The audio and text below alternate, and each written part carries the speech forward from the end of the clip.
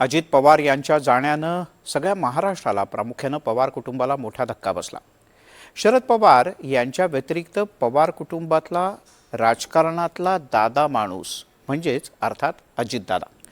पण आता अजितदादा यांच्या पश्चात त्यांचे पुत्र पार्थ पवार हे संसदीय राजकारणात आपलं नशीब आजमावणार आहे।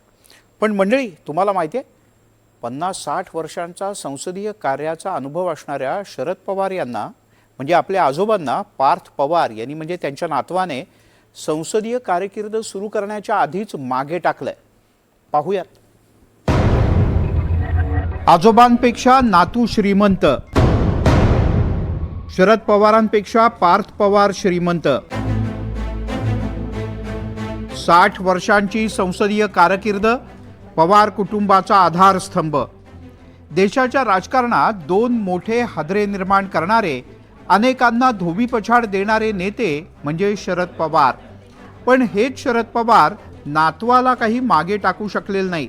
शरद पवार यांचे नातू पार्थ पवार यांनी संसदीय कारकीर्द सुरू करण्याच्या आधीच आजोबांना मागे टाकलंय। संपत्तीमध्ये आजोबांपेक्षा नातू अधिक श्रीमंत ठरलाय। राज्यसभा निवडणुकीतल्या प्रतिज्ञापत्रानुसार शरद पवार यांची जंगम मालमत्ता 44 कोटी 72 लाख रुपये आणि रोख रक्कम 1,25,000 रुपये आहे, तर पार्थ पवार यांची जंगम मालमत्ता 11 कोटी 35 लाख रुपये आहे। शरद पवार यांच्या बँक आणि वित्तीय संस्थांमधल्या मुदत ठेवी 11 कोटी 66 लाख रुपयांच्या आहेत, तर पार्थ पवार यांच्या बँका आणि वित्त संस्थांमधल्या मुदत ठेवी 3 कोटी 68 लाख रुपयांच्या आहेत। शरद पवार यांनी शेअर्स आणि म्युच्युअल फंडात 27 कोटी रुपयांची गुंतवणूक केली आहे, तर पार्थ पवार यांनी तब्बल 1 कोटी 17 लाख रुपये म्युच्युअल फंड आणि शेअर्समध्ये गुंतवले आहेत। शरद पवार यांच्याकडे 3 कोटी 85 लाख रुपयांचे सोनं आणि चांदीचे दागिने आहेत, तर पार्थ पवार यांच्याकडे सोन्या चांदीच्या दागिन्यांची किंमत 1 कोटी 31 लाख इतकी आहे।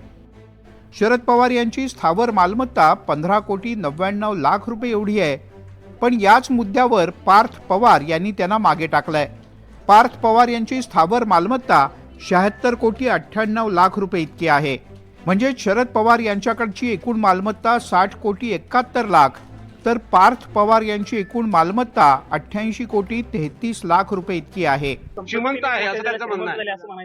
बघा, मी कोणाकडे किती पैसा आहे, काय आहे हे आम्हाला काय सांगता येत नसताना आम्हाला ते माहित नाही। पवार साहेबांबद्दल सांगायचं झालं तर एवढंच सांगतो की त्यांचे जे काही फ्लॅट्स असतील, जे 50 वर्षापूर्वी घेतले, 40 वर्षापूर्वी घेतले, त्यांच्या जमिनी ज्या पूर्वीपासून त्यांच्याकडे आलेल्या आहेत, त्याची व्हॅल्यू आज बघितलं ती व्हॅल्यू मोठ्या प्रमाणात वाढली। त्यामुळे पवार साहेबांनी याच्या आधी सुद्धा अशाच पद्धतीने राज्यसभेच्या वेळेस काही गोष्टी फाईल केल्या होत्या। त्यामुळे पवार साहेबांबद्दल मी कॉन्फिडेंटली त्या ठिकाणी सांगू शकतो, पण बाकीच्यांच्या बद्दल माझा कुठलाही अभ्यास नसल्यामुळे त्याच्यावर जास्त बोलणं हे योग्य ठरणार नाही।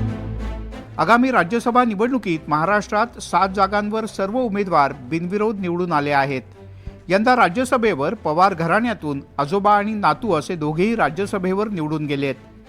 शरद पवार हे महाविकास आघाडीकडून, तर अजित पवार यांचे सुपुत्र पार्थ पवार हे महायुतीकडून राज्यसभेवर निवडून गेलेत। पार्थ पवार यांच्यावर आधी पुण्यातील मुंढवा जमीन घोटाळ्याचे आरोप झाले होते। आता राज्यसभेची नवी इनिंग पार्थ पवार कशी हाताळणार हे पाहणं महत्त्वाचं आहे। Bureau report, NDTV Marathi.